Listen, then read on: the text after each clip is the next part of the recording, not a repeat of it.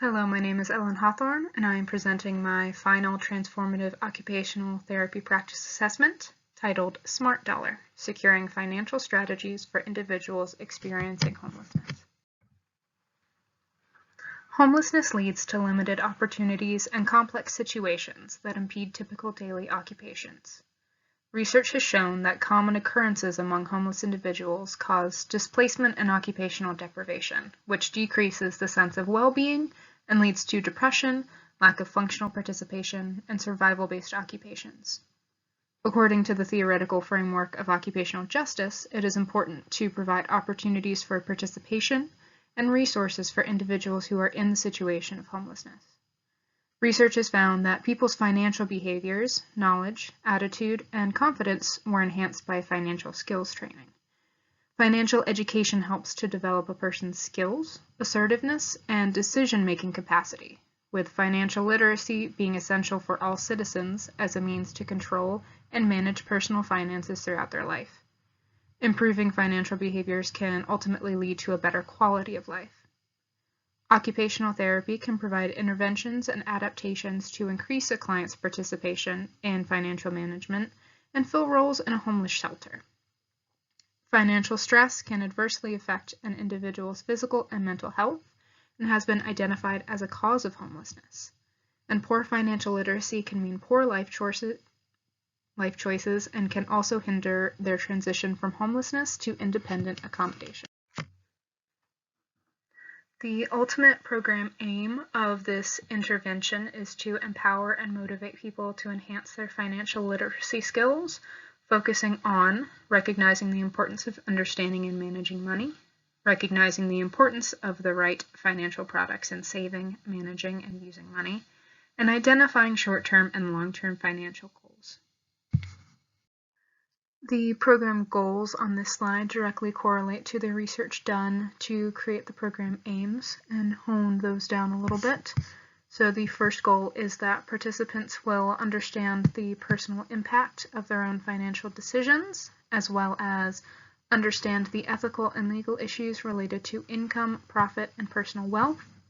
The second goal is that participants will understand the value, features, and planning processes associated with saving and investing, and be able to apply this knowledge to long-term financial security and wealth. And the third is that participants will develop personal financial goals and budgets. Why occupational therapy? The occupational therapist can recognize the emotional components of financial management. Without an understanding of the emotions that influence financial behaviors, implementing and maintaining changes to financial management may be more difficult. Research shows that those who continually experience financial distress may only sustain changes in their financial lifestyle when an understanding of how feelings and emotional needs influence their decision-making processes. People who experience homelessness are profoundly impacted by social exclusion. Several authors specifically identified that structural policies and processes have systematically excluded people from economic, social, cultural, and political processes. Occupational therapy can provide interventions and adaptations to increase a client's participation in financial management and fill roles in a homeless shelter. A main role in OT is to help individuals who are homeless increase independence, decrease barriers, and improve opportunities in education and skill building. In helping individuals develop these skills within transition planning during episodes of homelessness or even earlier, individuals may be able to find successful outcomes in employment. Mode of delivery. The sessions for this intervention will be administered in a group setting and held twice weekly in 1.5-hour sessions over 7 weeks. Pre- and post-intervention interviews will be held to assess clients' suitability and achievements throughout intervention. Sessions will be held at the Porch Day Center in Oxford. The first session of each week will focus on introducing a new concept or skill as a large group, and the second weekly session will focus on participation and practice of specific concepts in smaller interactive groups. Research shows that peer observation learning to include learning through the observation of another person or colleague, which is shown in research to be very beneficial.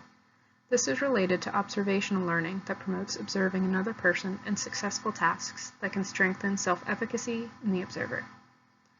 Interactive participation also helps to promote retention of information while holding the learner's attention and keeping them engaged. Research shows interactive tools such as real-life simulations, multimedia, adaptive learning, and face-to-face seminars assist in creating a financial literacy program in which participants enjoyed engagement.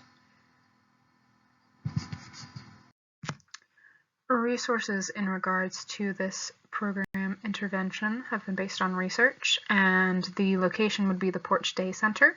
It provides a day-long support for homeless and vulnerably housed people wanting to move forward in their lives away from street life and addiction. Their mission is to help in a totally non-discriminatory way homeless, recently rehoused homeless, or vulnerably housed people. In regards to staff, it would be utilizing one full-time occupational therapist working in conjunction with Porch Day Center's vocational skill project team titled the Step and Forward Project, and they would use 3 volunteers. This will allow the occupational therapist to lead activities and sessions while also providing opportunities for more specific small group activities observed by additional staff members to provide support if necessary. In regards to funding, the Oxfordshire City Council provides a homelessness prevention fund. Specifically in there is the Homelessness Prevention Grant, which also focuses down into the positive activities and employment support, which is what would be utilized and is already helping to provide core funding for the Porch Day Center, focusing on education and a range of other vocational skills and activities. Eligibility. Signposting at the local shelters, GPs, and along the Oxford local community areas will be utilized to gain participants for this intervention. Participants will be included in this intervention if they fit the criteria listed on this slide, which is created in conjunction with the Porch Day Center and what the occupational therapist believes would be the best fit for participants for this intervention based on the research. The occupational therapist will have a brief semi-structured interview with prospective participants to deem suitability of programming. Focusing on the principles of this intervention, the occupational therapist would need to make sure that they are utilizing the 5 steps of risk management, the Code of Ethics from the Royal College of Occupational Therapists, and the 6-step systematic approach to the monitoring and evaluation of integration in regards to planning and implementation to help inform this intervention plan. Here is the first of 2 session layout slides, specifically focused on how each session and activity would go and what occupational role the OT would be utilizing. And it is important to note that the first session would be the pre-intervention interview with each participant, as previously discussed, focusing on the semi-structured Canadian Occupational Performance Measure interview to assess client outcomes in the areas of self-care, productivity, and leisure, just to make sure that they are the right fit for the program and the program's goals.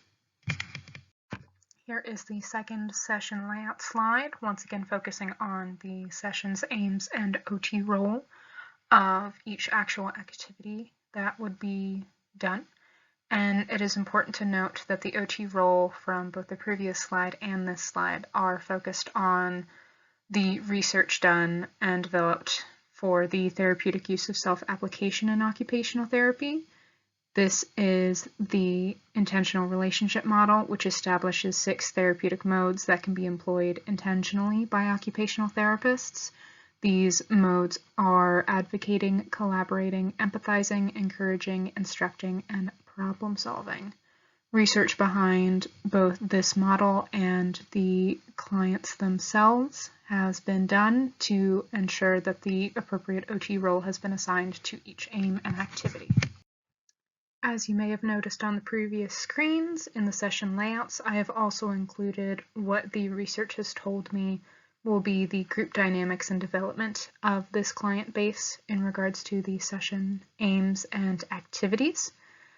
In regards to group dynamics and development, an occupational therapist needs to have a sound understanding of group dynamics and the role that it plays in group interventions. As research shows, it is a critical component of successful management. When a good dynamic exists within a group working towards a common goal, each individual member will perform effectively and achieve goals set by the group. Poor group dynamics can adversely affect performance, leading to a negative outcome on the common goal or project.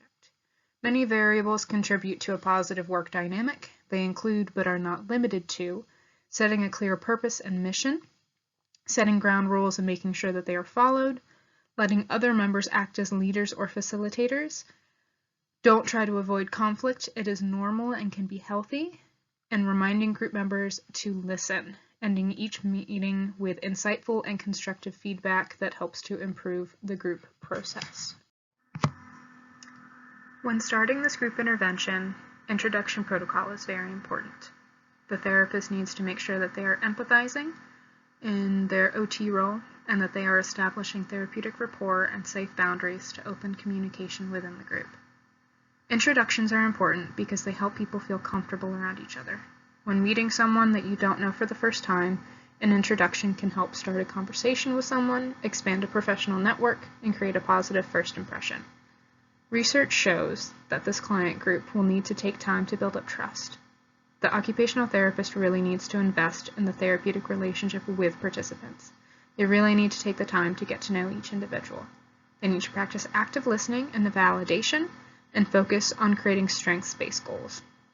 Research suggests that an intentional relationship, which is at the heart of occupational therapy, is an essential tool when working with this client group.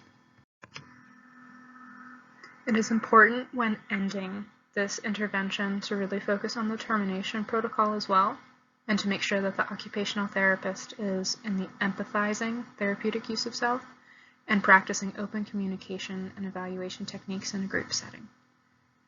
One reason the way in which a therapist ends a session matters is because it could help in facilitating a sense of support for the client. Research showing that augmenting the support already given during the meat of the therapy session could contribute to the client's sense of feeling valued, which in turn contributes to the therapeutic alliance. The therapeutic alliance has been correlated with improved treatment outcomes across individuals with varying mental health issues, and has been found to be a better predictor of treatment outcomes than other types of interventions. Evaluating the outcome of this intervention is very important. Pre- and post-tests appear to be the most pervasive approach to outcomes measurement. Research shows they are much easier to implement. For example, a pre-post design is commonly used to measure how much people have changed as a result of an intervention by assessing them before and after they participate. This design can be applied to changes in attitudes, learning, and behavior. Focus groups are particularly useful when participants are already a working team because team dynamics are replicated, promoting dialogue and richer data. Reflection. There is an emotional cost when working in the homelessness sector. Research shows that helping people who have considerable need and sometimes experiencing traumatic situations inevitably has an impact on a person. It makes sense for people working in the homelessness sector to at times experience inner conflict, uncertainty, and a range of challenging emotions. The process of reflective practice recognizes this and works with it. It is a process of looking out at a particular issue within practice, looking in and exploring the emotional, psychological, and behavioral response to this, and looking out at how this new awareness can make a difference to subsequent practice. Therefore, it is very important for the occupational therapist to consider and to utilize reflection. The occupational therapist needs to ensure attention to diversity and culture. They can do this by utilizing research that takes the cultural and logistical needs of program participants into account. Foreign-born residents may be unfamiliar with financial practices or may come from a culture that encourages community savings as opposed to building individual assets. The occupational therapist needs to address these differences by building on concepts familiar to participants and explaining how to adapt previously learned practices into current goals. Research has also identified the following behaviors as vital aspects for culturally competent care: building trust, addressing language and cultural issues, providing clear expectations and consistent service, and individualizing services to better meet unique needs and concerns. Utilizing these skills, the occupational therapist will be able to ensure attention to diversity and culture. Thank you very much, and have a nice day.